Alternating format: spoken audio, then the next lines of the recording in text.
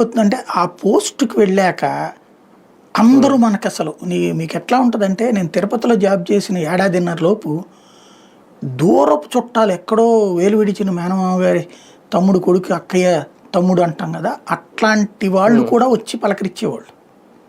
అది. ఎందుకు అంటే, మనం ఏదన్నా అక్కడ దర్శనం ఏర్పాటు చేపిస్తామేమో, లేదా ఊరొచ్చినప్పుడు మన ఇంట్లో ఉండొచ్చు కాస్త.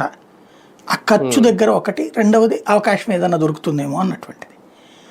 ఇది తిరుపతిలో పనిచేసేటటువంటి వ్యక్తులకే ఉన్నప్పుడు, ఇక ఆ పొజిషన్‌లో ఉన్న వాళ్ళ మీద ప్రెషర్ ఎట్లా ఉంటది? విపరీతమైన ప్రెషర్ ఉంటది. ఏది దర్శనాలకు సంబంధించి. అందులో బంధువులుంటారు, బాగా సన్నిహిత స్నేహితులుంటారు. ఆ పనులు చేయించుకోవాలి వాళ్ళు. ఆటిట్లలో పడిపోయి ఇవన్నీ మర్చిపోతారు. ఇవి వాస్తవంగా తిరుమల తిరుపతి దేవస్థానం నిర్వహణలో ప్రపంచంలో నెంబర్ 1 అండి. దాన్ని ఏం తప్పుపడడానికి వీలేదు.